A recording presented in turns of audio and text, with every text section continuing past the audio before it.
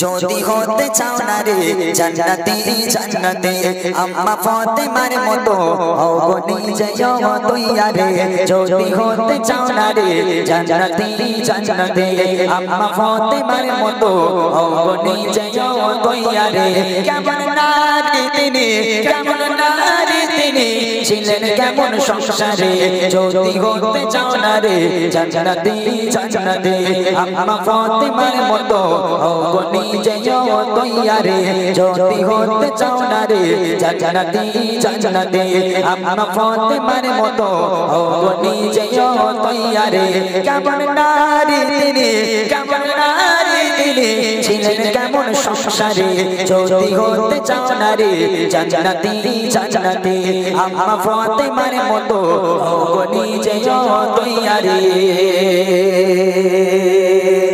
প্রথম নাম্বার বোরখা। যে মায়েরা আছেন এখানে আপনারা আপনারা সবাই পর্দা করে এসেছেন মাশাআল্লাহ।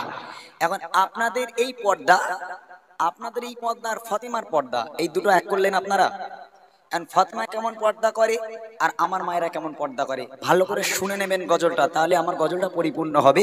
মা ফাতেমা কেমন ভাবে চলেছে আপনারা বুঝতে পারবেন, এর উপরে আমল করবেন। আম্মাজান ফাতেমা কেমন পর্দা করেছে কবি লিখছে দেখেন।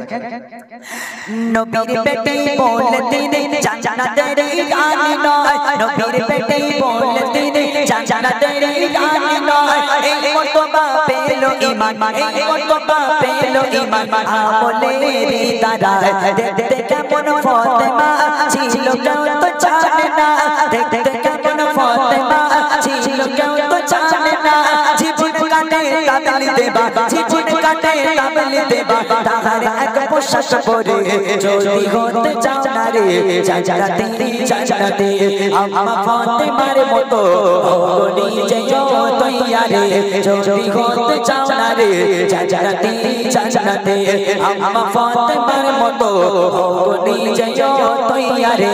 কেমন নারী তিনি কেমন নারী তিনি ছিলেন কেমন সংসারে যদি হতে চাও না রে জান্নাতি জান্নাতে আম্মা ফাতেমার মতো হও গো নিজে তৈয়া রে।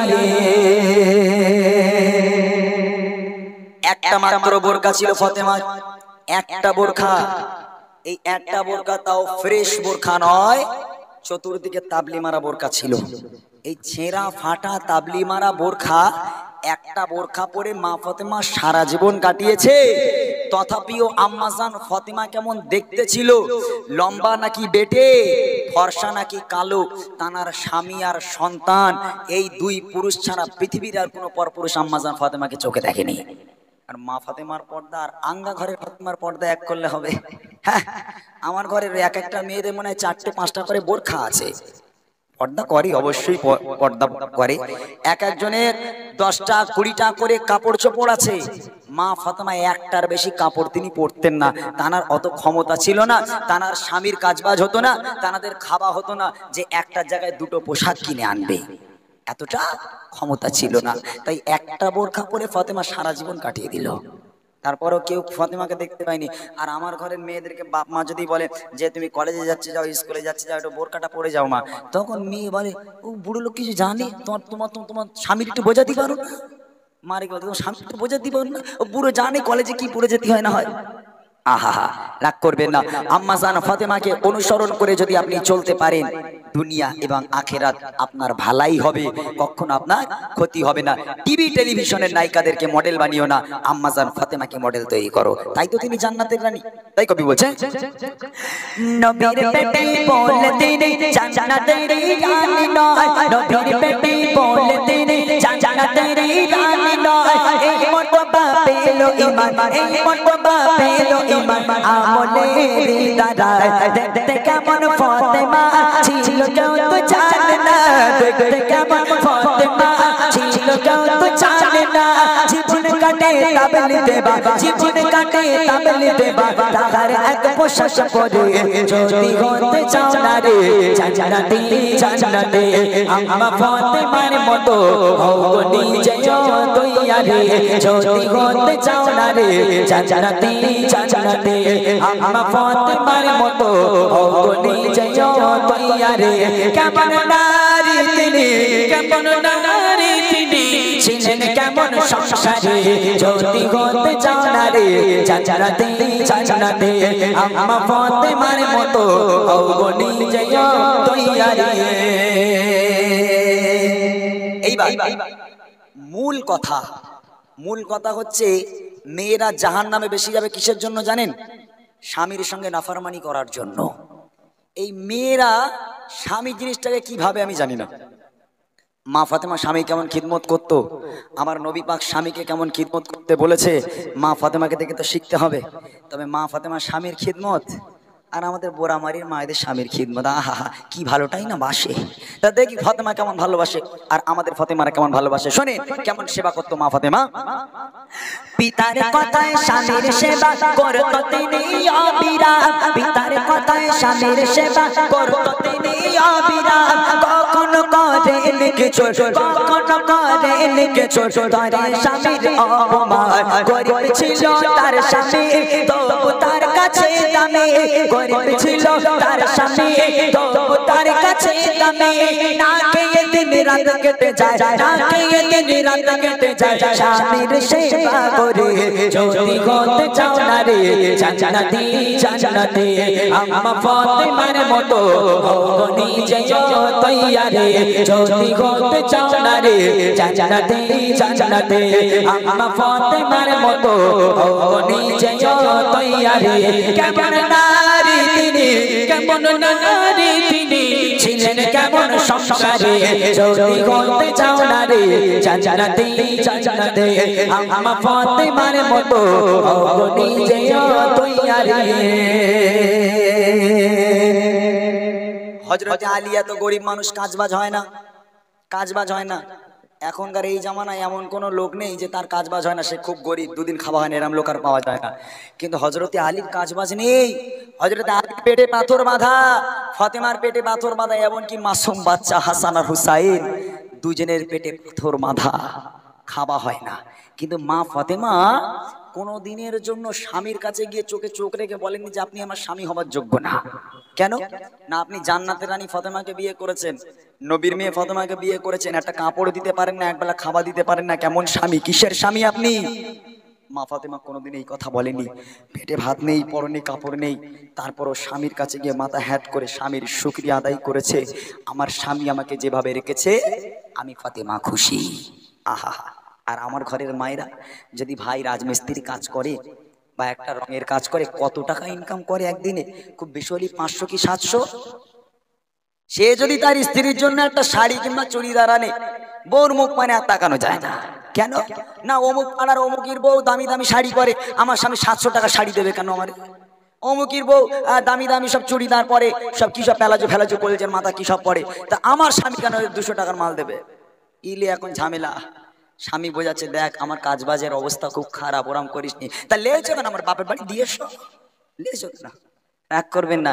এমনও বউ আছে স্বামীর গালাগাল করতে করতে লাস্টে রাগের মাথায় বলে দূর হয়ে যাও চোখের সামনে থেকে, আজ থেকে আমার সামনে আসবে না, তোমারও তালাক, তোমার জামা কাপড়েরও তালাক, তাই না? আল্লাহ রসুল বলছে ফাতেমা আমি তোমার আব্বা বলি, আল্লাহর পরে যদি কাউকে সিজদা করার হুকুম দিতাম, আমি প্রত্যেক নারীকে বলতাম হে নারী তোমরা তোমার স্বামীর পায়ে সিজদা করো, স্বামীর পায়ে লুটিয়ে পড়ো, খবরদার যেন স্বামীকে ব্যথা দিও না। দুনিয়ার বুকে যদি তোমার স্বামী তোমার উপর অসন্তুষ্ট হয়, তাহলে মনে রেখে দিও দুনিয়া আখিরাত দুটোই তোমার জন্য জাহান্নাম হয়ে যাবে। তোমার স্বামীকে খুশি করার চেষ্টা করো, তোমার স্বামীর সেবা করার চেষ্টা করো, মনে রেখো তোমার জান্নাত তোমার স্বামীর পায়ের তলায়। তাই তো তিনি জান্নাতের রানী, তাই না? কবি দেখেন, পিতার কথায় স্বামীর সেবা করতো তিনি অবিরাম, পিতার কথায় স্বামীর সেবা করতো তিনি অবিরাম। কখনো করেন কিছু কখনো করেন কিছু তার স্বামীর অপমান, গরিব ছিল তার স্বামী তবু তার কাছে দামি, গরিব ছিল তার স্বামী তবু তার কাছে দামি। না খেয়ে দিন রাত কেটে যায়, না খেয়ে দিন রাত কেটে যায়, স্বামীর সেবা করে যদি হতে চাও না রে জান্নাতি জান্নাতে আম্মা ফাতেমার মতো হও নিজে তৈয়ারি। কেমন নারী তিনি, কেমন নারী তিনি ছিলেন কেমন সংসারে যদি হতে চাও না রে জান্নাতে জান্নাতে আম্মা ফাতেমার মতো হও নিজে তৈয়ারি।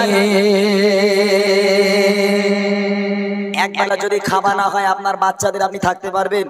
আপনার বাচ্চা দুধ ফুরিয়ে গেছে, এই বেলা হলো না, রাত্রেবেলা দুধ আসবে, তা এই বেলা যদি আপনার বাচ্চার খাওয়া হয় কি হবে আপনার? হাসান হোসেন দরওয়াজার সামনে দাঁড়িয়ে আছে, দুই ভাই পেটে পাথর বেঁধে। আহা, আমার নবী পাক ফাতেমার বাড়ি এলো ফাতেমার সঙ্গে দেখা করতে, হাসান হোসেনকে দেখতে। দরজা নক করলো, ফাতেমা দরজা খোলো। দরজা খুলে দেখে দুই বাচ্চা কলিজার টুকরা সামনে দাঁড়িয়ে দাঁড়িয়ে চোখ থেকে অঝর নয় অশ্রু গড়িয়ে পড়ে। নানা জান জিজ্ঞেস করে, বাবা তোরা কাঁদছিস কেন বাবা? বলে, নানা তোমার কাছে বিচার দেবো। কার বিচার দিবি? তোমার মেয়ে ফাতেমার বিচার দেবো। কেন রে, আমার মেয়ে ফাতেমা কি করেছে? বলে, নানা তোমার মেয়ে ফাতেমা মিথ্যা কথা বলেছে। রসুল বলছে, আমার মেয়ে ফাতেমা মিথ্যা বলে না, কি হয়েছে বল? বলে, নানা আজকে 3টে দিন হয়ে গেল নানা, তোমার মেয়ে ফাতেমার কাছে যাই, মা ক্ষুধা পেয়েছে খাবার দাও।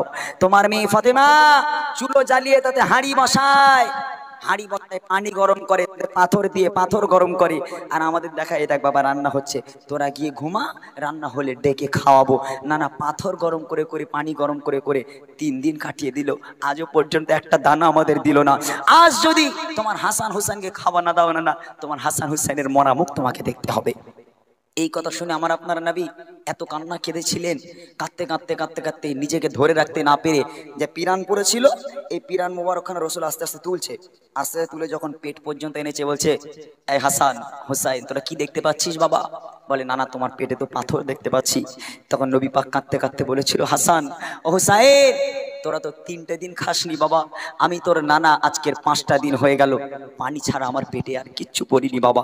মনে রেখে দেন, তারা ক্ষুধার্ত অবস্থায় আল্লাহ শুকরিয়া আদায় করেছে, পেটে পাথর বেঁধে তারা নামাজ আদায় করেছে, কোরআন পড়েছে, নামাজ পড়েছে, কখনো আল্লাহর নাফরমানি করেনি। আল্লাহ আমাদের এহকালে দেয়নি, পরকালে খাওয়াবে, এই নিয়ত নিয়ে তারা আল্লাহর ইবাদত বান্দেগি করে গেছিল। তাই তো তারা জান্নাতের সার্টিফিকেট দুনিয়ার বুকেই পেয়ে গেছিল। শেষ কথায় কবি লিখছে দেখেন, হাসান হোসেন বলছে নানা করো গো মতের বিচার, হাসান হোসেন বলছে নানা করো গো মতের বিচার, হাসান হোসেন বলছে নানা করো গো মতের বিচার, তোমার আদরের ফাতেমা, তোমার আদরের ফাতেমা দেয় না গো মতের খাবার, কেটে কেটে ফাতেমা বলছে আব্বা শোনো না, কেটে কেটে ফাতেমা বলছে আব্বা শোনো না, পানি ছাড়া আমার ঘরে, পানি ছাড়া আমার ঘরে আর তো কিছু পাবে না, যদি হতে চাও না রে জান্নাতি জান্নাতে আম্মা ফাতেমার মতো হও নিজে তৈয়ারি। কেমন নারী তিনি, কেমন নারী তিনি ছিলেন, কেমন সংসারে যদি হতে চাও না রে জান্নাতি জান্নাতে আম্মা ফাতেমার মতো হও নিজে তৈয়ারি, যদি হতে চাও না রে জান্নাতি জান্নাতে আম্মা ফাতেমার মতো হও নিজে তৈয়ারি। বুড়ি মাদের শেষ করে